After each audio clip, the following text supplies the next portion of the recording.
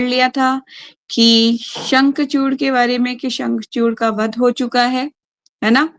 और शिव जी ने उसको त्रिशूल से उसका वध कर दिया है और शंखचूड़ की हड्डी को कहाँ फेंक दिया है? समुद्र में। और समुद्र में फेंका तो क्या हो गया वहां पर? वो शंख बन गए थे। असंख्य शंख बन गए। ठीक है। और दूसरा हमने पढ़ा था भगवान विष्णु अब कहाँ पर आ गए हैं? तुलसी मैया के पास, वृंदा देवी के पास। उनका प्रतिव्रता जो व्रत है उन्होंने भंग कर दिया है, तो वो अब आगे जो है पीछे के पैराग्राफ एक बार मैं पढ़ देती हूँ। तुलसी महारानी जो है उनको बोल रही है कि आप बहुत पत्थर के समान हैं, तो भगवान को बोल रही हैं, ठीक है। और तो भगवान उसका जवाब दे रहे हैं। भगवान ने उनको क्या बताया था, पीछे पैराग्राफ एक बार रीड कर लेते हैं ताकि कनेक्टिविटी होती रहे। तो भगवान नारायण आगे कहने लगे, पवित्र करने वाली वह सबको पाप से मुक्त करने वाली तुलसी का वृक्ष गोलोक में विजय नदी के तट पर रासलीला के स्थल पर वृंदावन भांडीर चंपक चंदन के वनों और माधवी केतकी कुंतल मलिका और मालती के कुंजों में उगेगा। समस्त पवित्र स्थल तुलसी के वृक्ष की ओर अभिमुख होकर निर्मल हो जाएंगे और वहीं पर वास करेंगे। इसी प्रकार सभी के आध्यात्मिक सद्गुणों में वृद्धि होगी। जहाँ भी तुलसी का पौधा होगा वहां पर क्या होगा? आध्यात्मिक गुणों में वृद्धि होगी। ठीक है। हे सम्मानीय स्त्री, समस्त देवतागण वहां गिरती हुई तुलसी की पत्तियों को एकत्रित करने के लिए प्रतीक्षा करेंगे।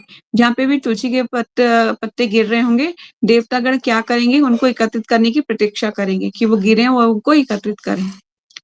जो भी तुलसी के पत्र द्वारा पवित्र किए हुए जल को से भीगेगा या मंडित होगा, उसे समस्त पवित्र नदियों में स्नान करने का और सभी प्रकार के यज्ञ को संपन्न करने का फल मिलेगा।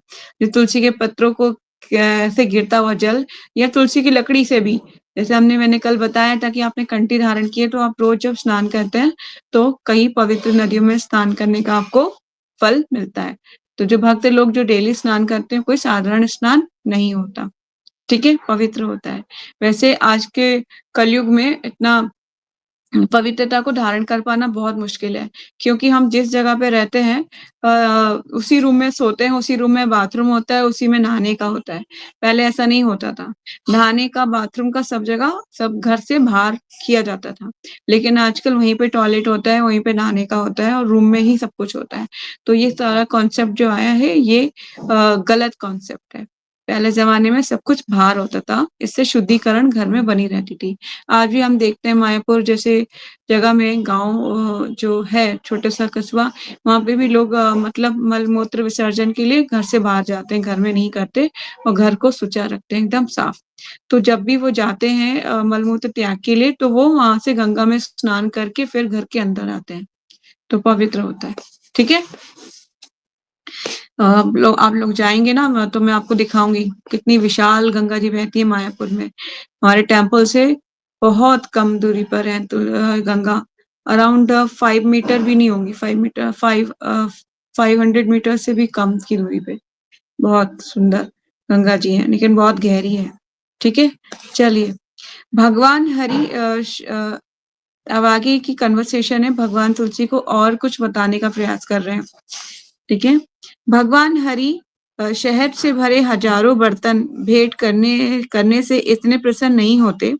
कह रहे कि भगवान जो हरि हैं, वो अगर आप उनको शहद से भरे कई हजारों बर्तन भी भेंट करने से इतने प्रसन्न नहीं होंगे जितने कि वे एक तुलसी का पत्र भेंट करने से होंगे।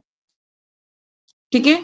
एक पत्ता भगवान को तुलसी का दे दो, वो उससे अत्यधिक प्रसन्न होंगे, ना कि आप उन्हें हजारों शहद के पात्र अर्पित कर रहे हो।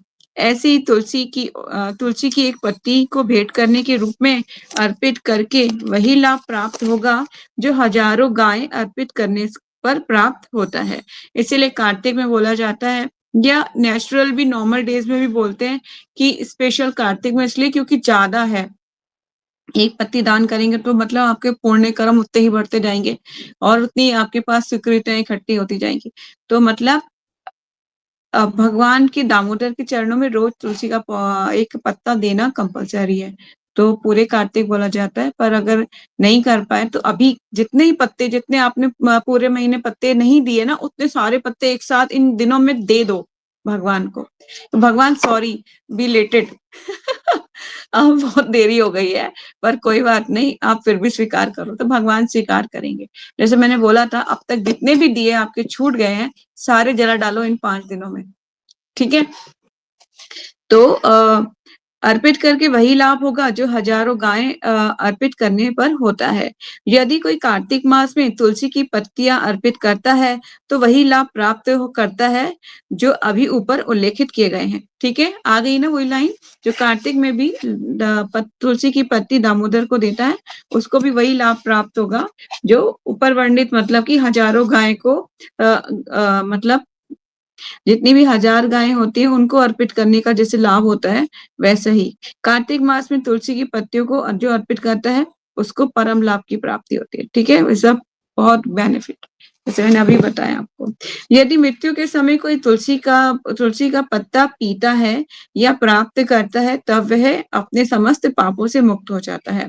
ये आपने देखा होगा कि जब कोई मरने वाला होता है या कुछ ऐसी सिचुएशन होती है, तो तुलसी का गंगा जल में तुलसी का पत्ता डाल के उसके मुंह में डाला जाता है। ठीक है ना, उसके सारे पाप नष्ट हो जाते हैं और उसके पुण्यों में वृद्धि होती है।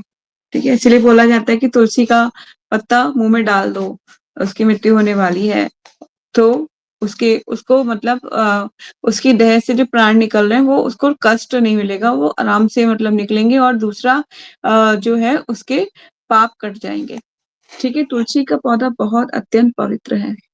यदि मृत्यु के समय कोई तुलसी के पत्ता का जल पीता है या प्राप्त करता है, तो वह अपने समस्त पापों से मुक्त हो जाता है और वैकुंठ चला जाता है। कहाँ चला जाएगा? वैकुंठ, अल्टीमेट गोल।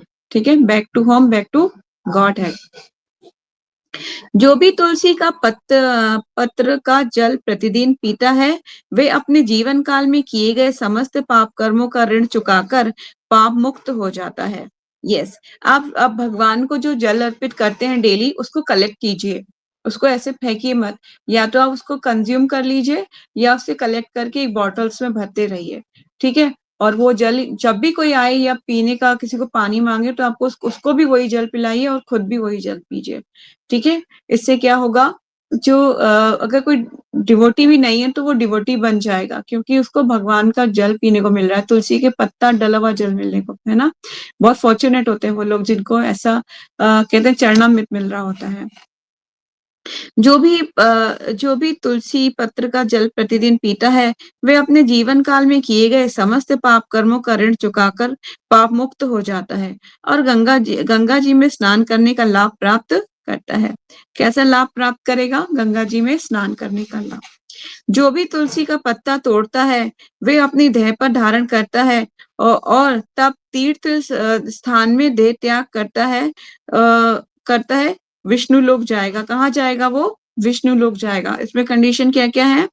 जो भी तुलसी का पत्ता तोड़ता है, अपनी देह पर धारण करता है और तब तीर्थ स्थान में देह का त्याग करता है, तो वे कहाँ जाएगा? विष्णु लोक जाएगा। ठीक है, तो हम तुलसी का पत्ता तो रोज ही तोड़ते हैं, मतलब कभी हमें तुलसी तो चाहिए ही चाहिए, और देह पर धारण हम करते हैं। तुलसी की लकड़ी हमने जो पहनी है, तुलसी कंठी, हम देह पे भी धारण करते हैं। ठीक है, और तीर्थ स्थान हम जाते ही हैं, वृंदावन वगैरह तीर्थ स्थान जाते हैं, और डिवोटीज को बोला जाता है कि उसको ज्यादातर अपने आसपास डिवोटी रखने चाहिए, क्योंकि अंत समय कभी भी आ जाए तो डिवोटीज को पता होता है कि कहाँ ले जाना है इनको, तो कहाँ ले जाना है? वृंदावन धाम, ताकि वो भगवान गोलोक अपने वापस चला जाए, भगवान के धाम। ठीक है, जो कोई भी व्यक्ति तुलसी पत्र से प्रतिदिन मेरी आराधना करेगा, भगवान ये आशीर्वाद दे रहे हैं। क्या आशीर्वाद दे रहे हैं? जो भी व्यक्ति तुलसी पत्र से प्रतिदिन मेरी आराधना करेगा, वे 1,00,000 अश्वमेध यज्ञों के आशीर्वाद का फल प्राप्त करेगा। यस, हाईलाइटेड, इसको हाईलाइट कर लीजिए। 1,00,000 अश्वमेध यज्ञों का फल प्राप्त करेगा, सिर्फ एक पत्ता। देने से भगवान को। आप समझ लीजिए कितना ज्यादा इंपॉर्टेंट है तुलसी महारानी के बारे में जो हम पढ़ रहे हैं। सब भगवान की इच्छा से सब कुछ चीजें चलती हैं, तो भगवान चाहते हैं कि हम पढ़ें, ये इंपॉर्टेंस जाने और दूसरों को बताएं। ठीक है, यस। जो भी व्यक्ति अपने हाथों में तुलसी के पत्ते पकड़े हुए देह त्याग करता है, वह समस्त पापों से मुक्त हो जाता है। ठीक है, अगर मरने वाले व्यक्ति के हाथ में तुलसी के पत्ते दे दिए जाएं, तो वे भी क्या हो जाएगा, समस्त पापों से मुक्त हो जाएगा। जो भी व्यक्ति तुलसी की लकड़ी से बनी कंठी माला पहनता है, वे निश्चित रूप से हर कदम पर अश्वमेध यज्ञ का पुरस्कार प्राप्त करेगा। आ गई ना कंठी माला। जो भी अपने गले में तुलसी कंठी माला पहनता है, क्या होगा उसका, जो भी व्यक्ति तुलसी की लकड़ी से बनी कंठी माला पहनता है, वे निश्चित रूप से हर कदम पर अश्वमेध यज्ञ का पुरस्कार प्राप्त करेगा। आपको पता है अश्वमेध यज्ञ कितना महान होता है? बहुत ज्यादा, बहुत इंपॉर्टेंट होता है अश्वमेध यज्ञ। तुलसी के पत्ते को पकड़े हुए यदि कोई अपने वचन को तोड़ता है, तो तब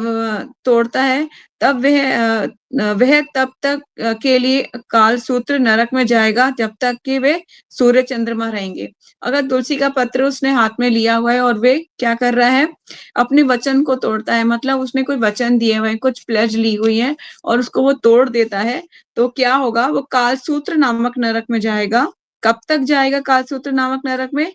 जब तक सूर्य और चंद्रमा रहेंगे। अब इनकी अवधि तो बाप रे काउंटेबल ही नहीं है, सूर्य और चंद्रमा की कोई नहीं बता सकता इनकी अवधि कब तक, कब से है एग्जिस्ट में और कब से कब तक रहेंगे, कोई इनकी गणना को नहीं कैलकुलेट कर सकता। ठीक है, इज वेरी इंपॉर्टेंट पैराग्राफ, आप हाईलाइट कर लीजिए या वेरी इंपॉर्टेंट लिख लीजिए। ठीक है, जो भी व्यक्ति तुलसी के पत्ते के सामने गलत प्रमाण देता है, तुलसी के सामने जो गलत प्रमाण देता है मतलब झूठ बोलता है, वह 14 इंद्रों की जीवन अवधि के बराबर लंबे समय के लिए कुंभीपाक नरक में, कौन सा नरक में? कुंभीपाक। 28 प्रकार के नरक श्रीमद् भागवतम में है, तो कहाँ जाएगा? कुंभीपाक नरक में। कौन व्यक्ति जाएगा? जो गलत प्रमाण देता है, मतलब झूठ बोलता है तुलसी महारानी के सामने। जो व्यक्ति मृत्यु के समय तुलसी के पत्ते का जल पीता है, वे एक रतन जड़ित वायुयान में निश्चित रूप से वैकुंठ चला जाएगा। एक रतन जड़ित वायु विमान आएगा और उसको कहाँ ले जाएगा? वैकुंठ लोक ले जाएगा। ठीक है, तो इज वेरी इंपॉर्टेंट। पूर्णिमा, अमावस्या, द्वादशी और सूर्य संक्रांति के दिन, दोबारा पढ़ देती हूँ ये लाइन, पूर्णिमा, अमावस्या, द्वादशी, आज जो है द्वादशी है ना, द्वादशी है, पूर्णिमा, अमावस्या, द्वादशी और सूर्य संक्रांति के दिन रात्रि दो संध्याओं और अशोक समय तेल लगाकर बिना नहाए धोए अथवा रात में कपड़े पहने हुए जो मनुष्य तुलसी के छेदन करते हैं, हे साध्वी, श्राद्ध व्रत दान, यहाँ पे बताया गया, पीछे की लाइन में एक बार पीछे चले जाती हूँ, यहाँ पे बताया गया कि आपको इन कालों में क्या है, तुलसी ने के पत्ते नहीं तोड़ने हैं। कौन सा बताया गया? पूर्णिमा, अमावस्या, द्वादशी, पर शास्त्र, कई शास्त्रों में लिखा है द्वादशी। ठीक है, इन तिथियों में पत्ते नहीं तोड़ने हैं। शुक्र सूर्य संक्रांति में होने के दिन, मध्यकाल रात्रि, रात्रि में कभी भी तुलसी के पत्ते नहीं तोड़े जाते। ठीक है, क्योंकि भगवान यहाँ पे साफ साफ कह रहे हैं कि मध्य रात्रि इन दोनों संध्याओं या अशौच के मतलब कि आप शुचि नहीं है, नहाए धोए नहीं है, गंदे हैं, मतलब मल मूत्र त्याग के आए और तुलसी के पत्ते को छू रहे हैं, तो क्या होगा, या तेल लगाकर, तेल लगाया हुआ है बिना नहाए धोए, लिखा हुआ है साफ साफ, अथवा रात में कपड़े पहने हुए, और जो मनुष्य तुलसी के पत्र को तोड़ते हैं मानो वे श्रीहरि का मस्तक छेदन कर रहे हैं, मतलब छेद कर रहे हैं भगवान के सर में, ऐसा होगा। ठीक है, तो ऐसा कोई काम मत कीजिएगा जो हमारे शास्त्र जिनको मना करते हैं। अगर आपके पास तुलसी नहीं है और भोग लगाना है और रात्रि हो गई है, तो उसके लिए बोला जाता है कि तुलसी के जड़ में पड़े हुए पत्ते, सूखे पत्ते, उसको आप धो के श्री हरि को भोग लगा सकते हैं। अगर वो भी नहीं अवेलेबल है, तो सूखी जो लकड़ी अगर आपके पास हो, तो उसको भी थोड़ा सा तोड़ के उसको भी भगवान के भोग में रख के उसको भी अर्पित किया जा सकता है। अगर वो भी अवेलेबल नहीं है, एनी हाउ एनी कंडीशंस, तो मानसिक तौर पे भी भोग लगाया जा सकता है। ठीक है, ऐसी सिचुएशन कहाँ होती है? बहुत रेयर सिचुएशन होती है जिनको कुछ भी ना मिले। ठीक है, तो सूखे पत्ते कभी भी आपको मिल जाए तो उसे कलेक्ट करके रख लीजिए, सूख जाए डिब्बी में बंद करके रख लीजिए। कभी एनी हाउ नहीं आप तुलसी पिक कर पाए, तोड़ पाए पत्ते डे टाइम में, तो फिर आप उसको ऑफर कर सकते हैं भगवान को सूखे पत्ते में, ठीक है। पर रात्रि के समय जो जो यहाँ पे कंडीशन बताई हुई है उन कंडीशंस में पत्तों को नहीं तोड़ना चाहिए, ठीक है। आगे भगवान क्या बोल रहे हैं, हे साध्वी, श्राद्ध, व्रत, दान, प्रतिष्ठा तथा देव अर्चन के लिए तुलसी पत्र बासी होने पर भी 3 रात तक पवित्र ही रहता है। कहाँ तक रहता है? कोई भी इनमें तुलसी का पत्र हमेशा 3 रात तक पवित्र रहता है। पृथ्वी पर अथवा जल में गिरा हुआ या विष्णु को अर्पित तुलसी पत्र धो देने पर दूसरे कार्य के लिए शुद्ध माना जाता है, ठीक है।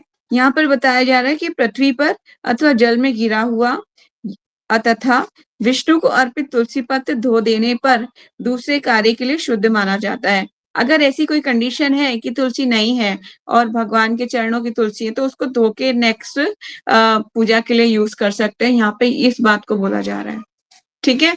तो ऐसी कंडीशन में भी कर सकते हैं। ये कंडीशन बहुत ही रेयर, मतलब ये कोई एक नहीं, ऐसा ये नहीं है कि आपको ऐसा करना है। ऐसी सिचुएशन जब आ जाए तब, मतलब बहुत रेयर ऐसी सिचुएशन ना आए, ऐसी कोशिश करनी चाहिए। ऐसा लेजी नहीं बन जाना है कि मैंने आज कृष्णा को बहुत सारे पत्ते दे दिए, कल ही धो के दोबारा दे दूंगी, नहीं, ऐसा नहीं करना है।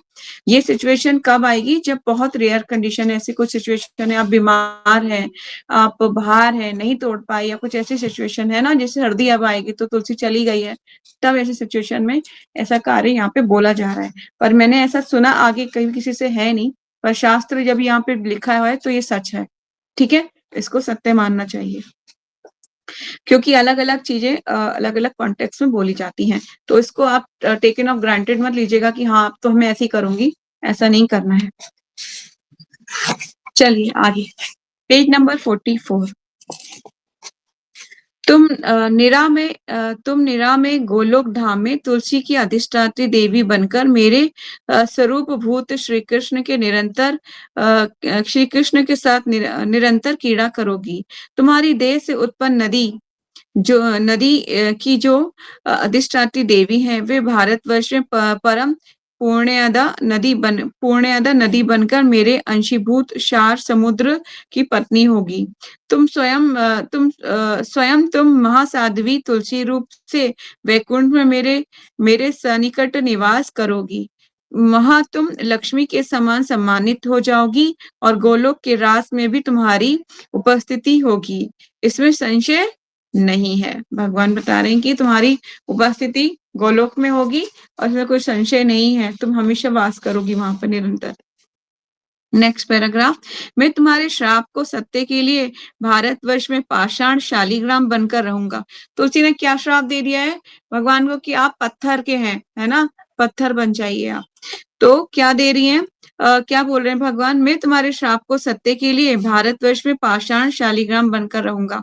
तो एक बार हम यहाँ पे रुकते हैं और जाके पीछे देखते हैं कि तुलसी महारानी ने क्या श्राप दिया था भगवान को, ठीक है। जरा पीछे चलते हैं।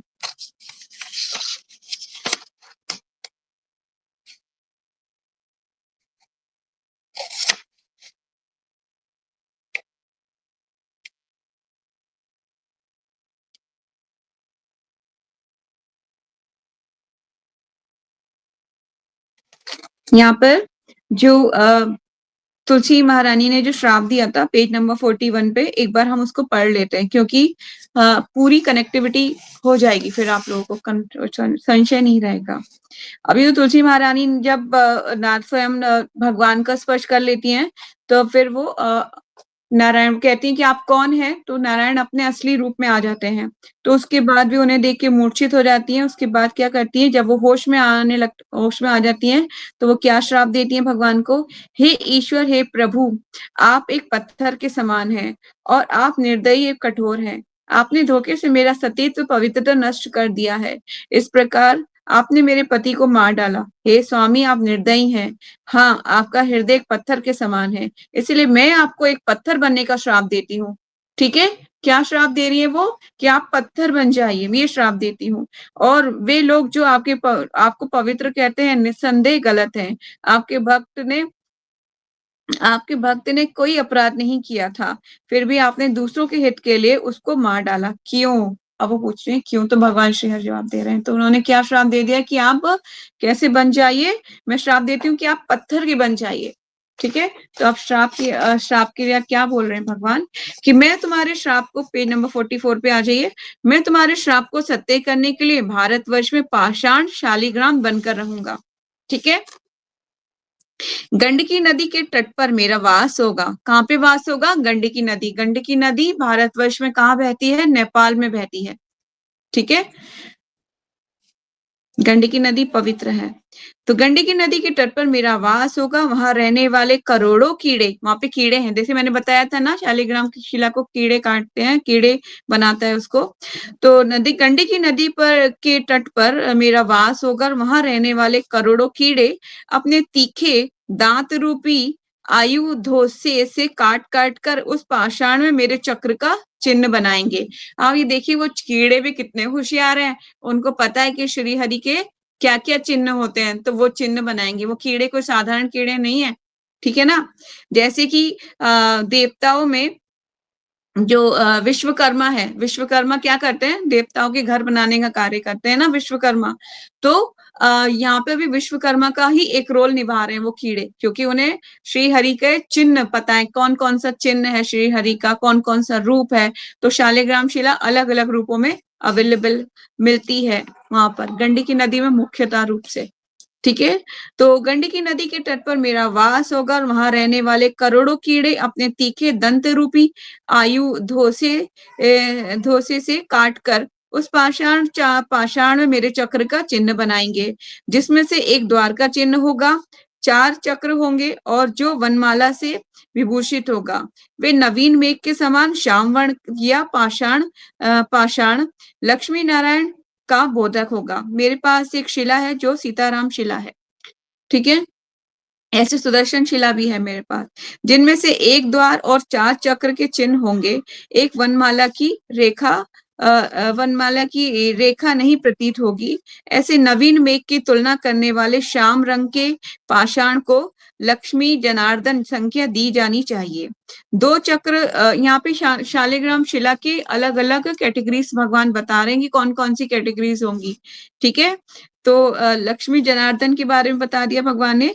2 चक्र और गाय के खुर के चिन्ह से शोभित एक वनमाला के चिन्ह से रहित श्याम पाषाण को भगवान राघवेंद्र, यहाँ पे आप जो नाम भगवान बोले जा रहे हैं, कैसे कैसे शिला में कौन कौन सा नाम होगा, आप उसको हाईलाइट करती जाइए। पहले भगवान ने लक्ष्मी नारायण शिला के बारे में बताया, फिर लक्ष्मी जनार्दन शिला के बारे में बता रहे थे, और अब बता रहे हैं भगवान राघवेंद्र शिला के बारे में।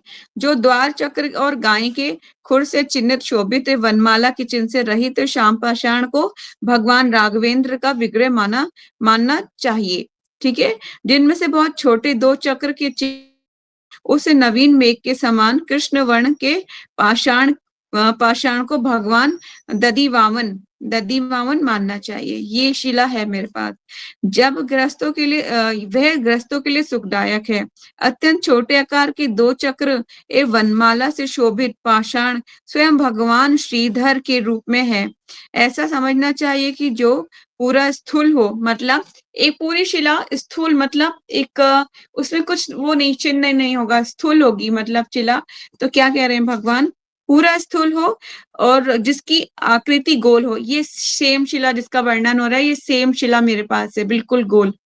ठीक है, पढ़ लेते हैं दोबारा। ऐसा समझना चाहिए कि जो पूरा स्थूल हो, जिसकी आकृति गोल हो, जिसका ऊपर वनमाला का चिन्ह अंकित ना हो, और जिनमें 2 अत्यंत स्पष्ट चक्र के चिन्ह दिखाई पड़ते हो, उस शालिग्राम शिला को दामोदर संख्या दी जाती है।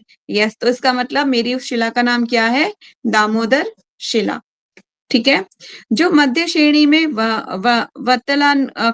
आकार हो, जिसमें 2 चक्र या तरकस के बाण के चिन्ह शोभा पाते हो, और उसके ऊपर बाण से कट जाने का चिन्ह हो, उस पाषाण को रण में शोभा पाने वाले भगवान रणराम की संज्ञा देनी चाहिए। ये शिला भी है मेरे पास, जो बिल्कुल ऐसी है, जहाँ पे बताया जा रहा है।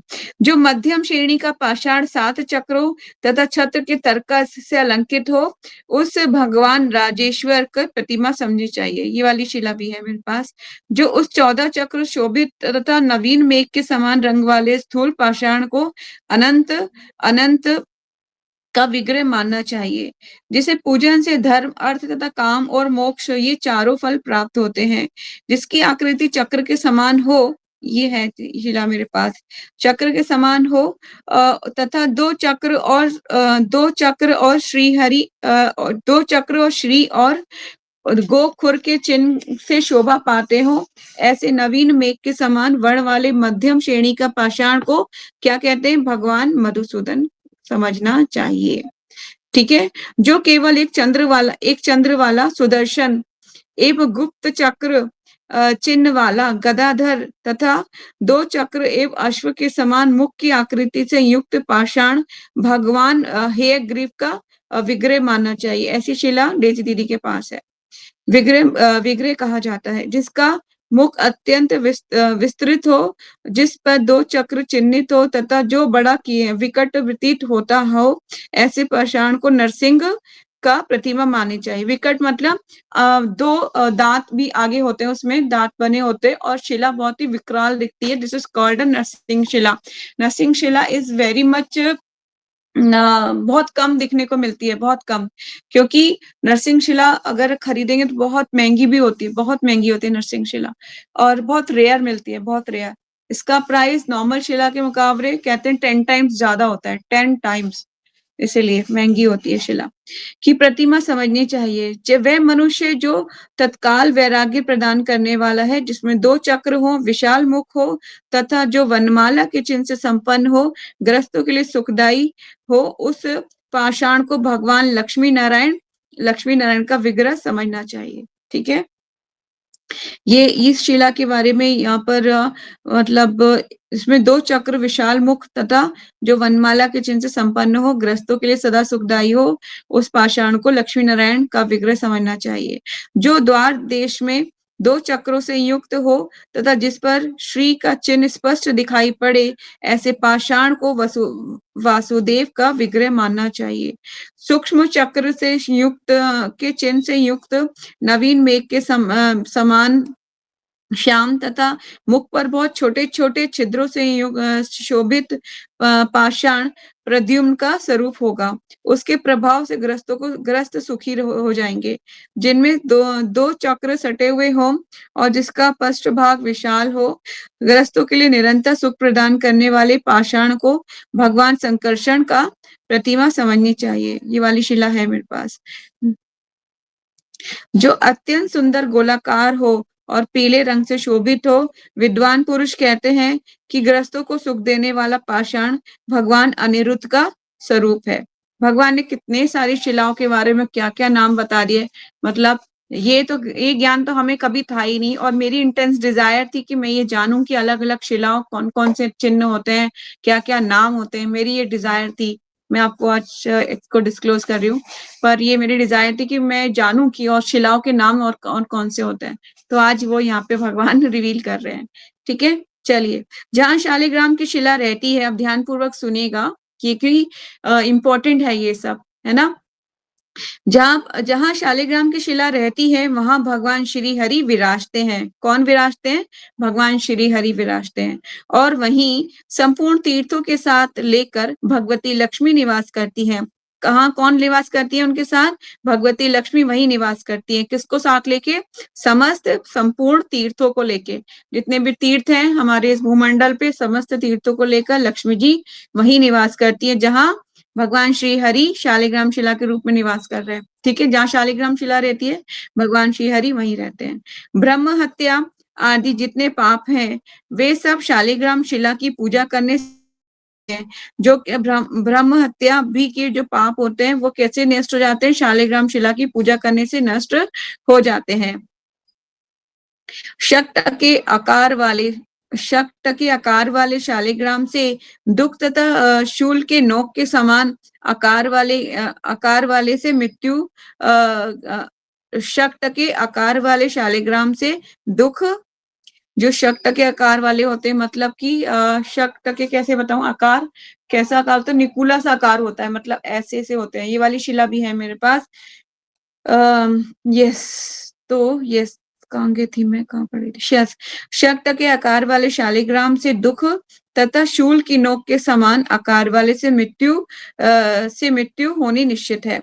विकृत मुख वाले दरिद्रता, ये कुछ शिलाएं हैं जो ऐसी अजीब सी शिला होती है, मतलब शक्त के आकार को समझ लो कि निकुले आकार होते हैं, अजीब सी शिला होती है। ठीक है, तो अब उसके बारे में भगवान बता रहे हैं, मतलब कि इसके वो शिला जो मतलब जिनकी पूजा करना यहाँ वर्जित बता रहे हैं भगवान, उसके बारे में हम बात कर रहे हैं। ठीक है, तो विकृत दोबारा पढ़ लेते हैं। शक्त के आकार वाले शालिग्राम से दुख तथा शूल के नोक के समान आकार वाले से मृत्यु होनी निश्चित है। विकृत मुख वाले दरिद्रता और पिगल वर्ण वाले हानि, भ्रग चक्र वाले व्याधि और फटे हुए शालिग्राम शिला निश्चित रूप से मरण पद है। जो शालिग्राम शिला फटे हुए होते हैं उनको क्या कह रहे हैं भगवान, वो मरण पद है। व्रत दान प्रतिष्ठा तथा श्राद्ध आदि सत्कार्य शालिग्राम शिला की सनिधि करने में सर्वोत्तम हो सकते हैं। जो अपने ऊपर शालिग्राम शिला का जल छिड़कता है वे संपूर्ण तीर्थों में स्नान कर चुका तथा समस्त यज्ञों का फल प्राप्त करता है। यहाँ पर जो ऊपर बात कर रहे हैं भगवान, कुछ शिलाओं की बात कर रहे हैं जिनको भगवान बता रहे हैं कि ऐसे करने से मृत्यु प्राप्त हो सकती है। तो इस यहाँ पे थोड़ा सा मेरे को इस चीज के बारे में अपने सीनियर से पूछना पड़ेगा, क्योंकि शालिग्राम शिला तो हर सिचुएशन में ही मनुष्य को उसके गंतव्य तक पहुंचाती है, मतलब उसको भगवान श्री हरि का स्मरण कराती है। पर यहाँ पर भगवान जो इन शालिग्राम शिलाओं के बारे में बोल रहे हैं, जिनसे षट्ट के आकार शालिग्राम से दुख आएगा और शूल के नोक के समान जो है आकार वाले से मृत्यु होनी निश्चित है, विकट मुख वाले से दरिद्रता मिल सकती है, पिघल वर्ण वाले से हानि मिल सकती है, भगन चक्र वाले व्याधि तथा फटे हुए शालिग्राम निश्चित रूप से मरण पद है। कह रहे हैं जो फटे हुए हैं वो मरण पद है, उन शालिग्राम शिला से कोई लाभ नहीं होगा, वो मरण पद है। ठीक है, तो ये चीज मैं एक बार इसको अपने सीनियर से कंफर्म करके आप लोगों को इसको बताऊंगी कि ये कैसे पॉसिबल है। ठीक है, तो आगे चलते हैं। व्रत दान प्रतिष्ठा तथा श्राद्ध आदि सत्कार्य शालिग्राम शिला के सानिध्य में करने से सर्वोत्तम हो सकते हैं। जो अपने ऊपर शालिग्राम शिला का जल छिड़कता है वे संपूर्ण तीर्थों में स्नान कर चुका तथा समस्त यज्ञों का फल प्राप्त करता है। अखिल यज्ञों तीर्थों व्रतों तथा तपस्याओं के फल का वे अधिकारी समझा जाता है। जितने भी तीर्थ हैं और व्रत हैं उनकी तपस्याओं का वो क्या है, अधिकारी समझा जाता है। हे तुलसी, भगवान तुलसी माता को संबोधित कर रहे हैं, हे तुलसी, चारों वेदों को पढ़ने तथा तपस्या करने से जो लाभ होता है वही लाभ शालिग्राम शिला की उपासना से प्राप्त होता है। कौन सा लाभ प्राप्त होता है? चारों वेदों को पढ़ने तथा तपस्या करने से जो लाभ प्राप्त होता है वही लाभ शालिग्राम शिला की उपासना से प्राप्त हो जाता है। जो निरंतर शालिग्राम शिला, अब भगवान यहाँ पर उसका और आगे वर्णन कर रहे हैं, पेज नंबर 46। जो निरंतर शालिग्राम शिला का जल से अभिषेक करता है वे संपूर्ण दान के पूर्ण तथा पृथ्वी की प्रदक्षिणा के उत्तम फल का अधिकारी हो जाता है। क्या करना, जो डेली अभिषेक करता है शालिग्राम शिला का, वे क्या है, दान पुण्य तथा पृथ्वी की प्रदक्षिणा करने का उत्तम फल का अधिकारी हो जाता है। शालिग्राम शिला के जल का निरंतर पान करने वाला पुरुष देह अभिलाषित प्रसाद पाता है और उसे जन्म मृत्यु और जरा से छुटकारा मिल जाता है। संपूर्ण तीर्थ तथा पुण्यात्मा पुरुष का स्पर्श करना चाहते हैं, जीवन मुक्त तथा महान पवित्र वे व्यक्ति भगवान श्री हत के पद का अधिकारी हो जाता है। भगवान के धाम में वह उनका साथ असंख्य प्राकृत प्रलय तक रहने की सुविधा प्राप्त करता है। जब तक प्रलय नहीं होगी तब तक वो भगवान श्री हरि के साथ वास करेगा। वहां जाते ही भगवान उसे अपना दास बना लेते हैं। उस पुरुष को देखकर ब्रह्म हत्या के समान जितने बड़े बड़े पाप हैं वे इस प्रकार भागने लगते हैं जैसे गरुण को देखकर सर्प। ठीक है, सारे पाप जो है बड़े बड़े वो भाग जाएंगे, जैसे जब गरुण देखते हैं किसको, सर्प को देखते हैं तो सर्प भाग जाते हैं, क्योंकि जो गरुण जी है उनका हार क्या है, सर्प है।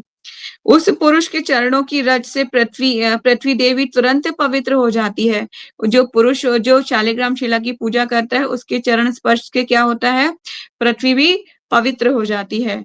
उसके जन्म लेते ही लाखों पितरों का उद्धार हो जाता है। जब वो जन्म लेता है तो क्या होता है, उसके लाखों पितरों ही तर जाते हैं। कितना बड़ा फल है नहीं शालिग्राम शिला को वर्शिप करने का। मृत्यु काल में जो शालिग्राम शिला का जल पान करता है वे संपूर्ण पापों से मुक्त होकर विष्णु लोक को चला जाता है।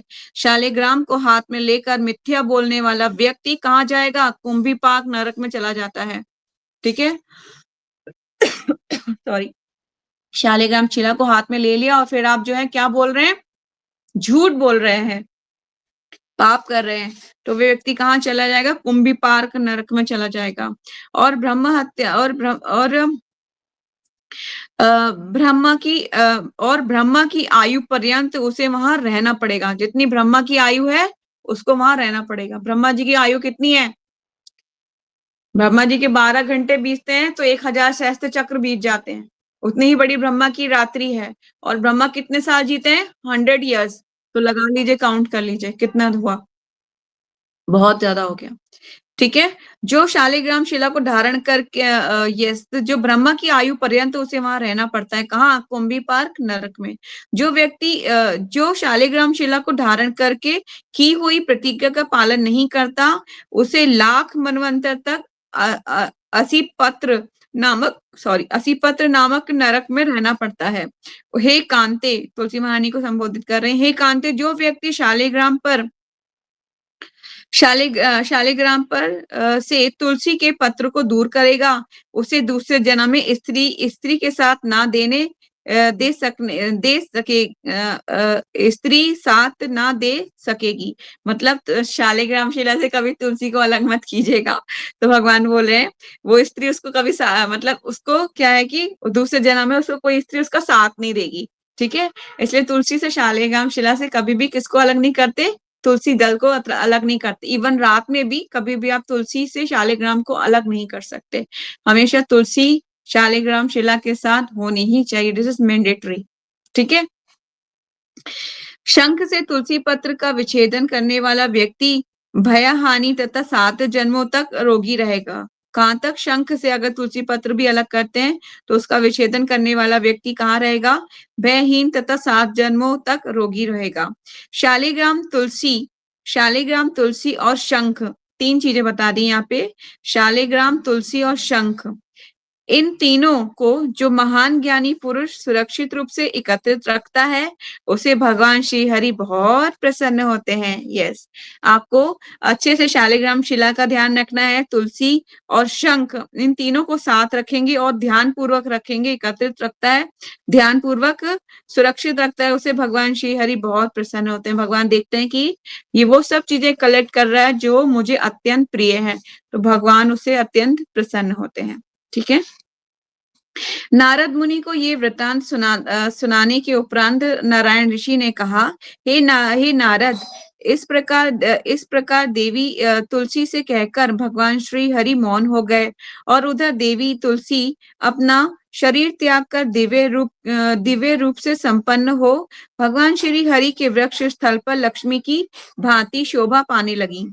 कमलापति भगवान श्री हरि उसे साथ लेकर वैकुंठ पधार गए। कौन पधार गए? नारद मुनि को ये वृत्तांत सुनाने के उपरांत नारायण ऋषि ने कहा, क्या कहा? हे नारद, इस प्रकार देवी तुलसी से कहकर भगवान श्री हरि मौन हो गया। भगवान मौन हो चुके हैं। उधर देवी तुलसी अपना शरीर त्याग कर दिव्य रूप से संपन्न हो उन्होंने क्या किया? अपना भौतिक शरीर त्याग दिया और दिव्य रूप से संपन्न होकर भगवान श्री हरि के वृक्ष स्थल पर लक्ष्मी की भांति शोभा पाने लगी। और अब तुलसी महारानी ने क्या किया है? आध्यात्मिक शरीर धारण कर लिया और लक्ष्मी के रूप में कहाँ पाने लगी शोभा? भगवान श्री हरि के वृक्ष स्थल पर। कमलापति भगवान श्री हरि उसे साथ लेकर कहाँ चले गए? वैकुंठ पधार गए। नारद, लक्ष्मी, सरस्वती, गंगा और तुलसी, ये 4 देवियां भगवान श्री हरि की पत्नियां हुई। कौन कौन सी पत्नियां हुई?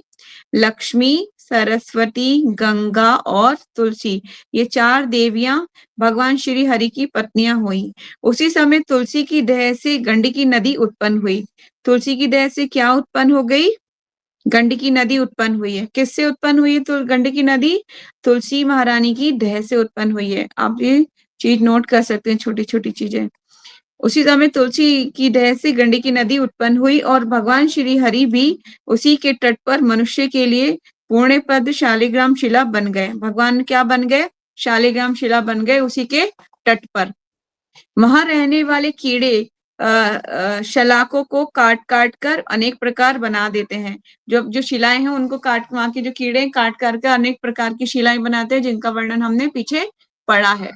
ठीक है, तो इट्स वेरी इंपॉर्टेंट कि कैसे कैसे मतलब हमें जो अब एग्जिस्टेंस में जितनी चीजें दिख रही हैं, उनका पास्ट में उनका कुछ ना कुछ स्टोरीज रही हैं। ठीक है ना?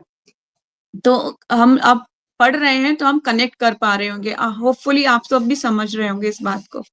ठीक है, जब वहां शिलाएं नदी में गिर जाती हैं और बादलों का रंग धारण करती हैं, तब निस्संदेह शुभ फल प्रदान करती हैं। जो शिलाएं हैं जब वो नदी में गिर जाती हैं, क्योंकि नदी के पास हमेशा शिलाएं होती हैं ना, आपने देखा होगा, कभी भी आप गए होंगे तो नदी के पास हमेशा शिलाएं होती हैं। वो अजीब से मतलब डस्ट कलर की होती हैं, जैसे कि सीमेंट का कलर होता है, इस टाइप की होती है ना, हल्की हल्की सी ग्रे ग्रे कलर्स की होती है। तो वो शिलाएं जैसी नदी में गिरती है ना, वो तुरंत ही कैसे हो जाती है, शिला गिरने के बाद ब्लैक हो जाती हैं और फिर वो शालिग्राम शिला में परिवर्तित होकर और वहां पे रहने वाला कीड़ा उसे काट देता है और अलग अलग शिलाएं बना देता है।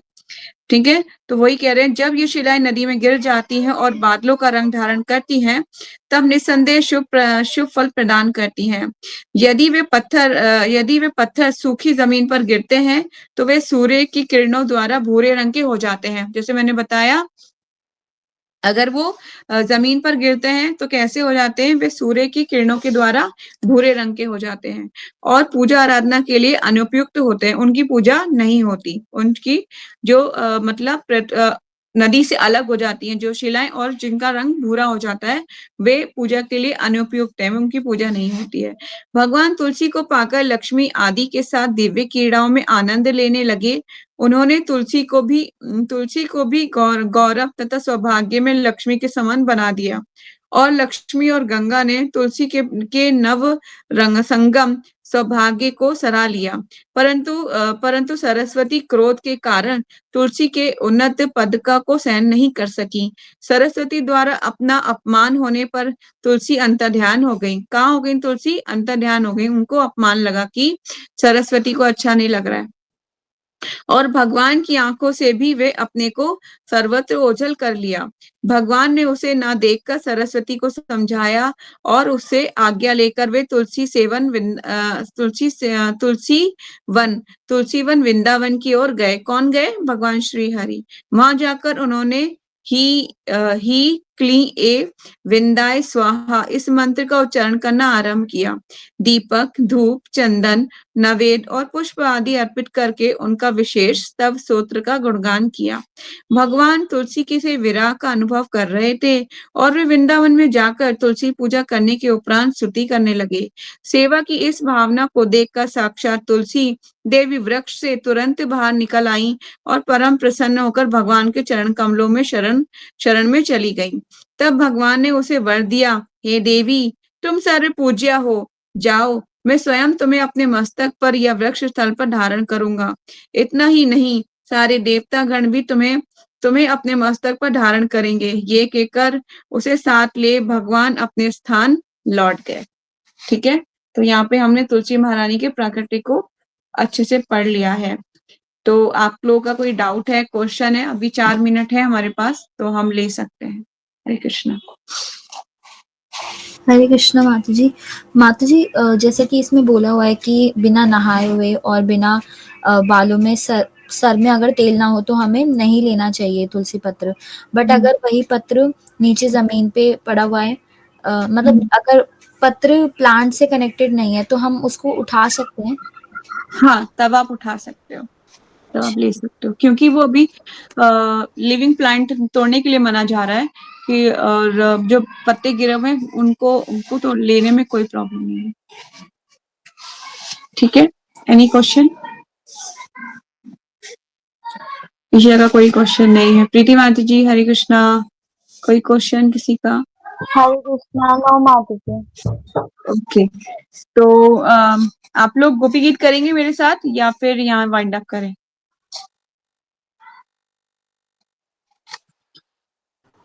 करते हैं माता ओके जी। हाँ ठीक है गोपी गीत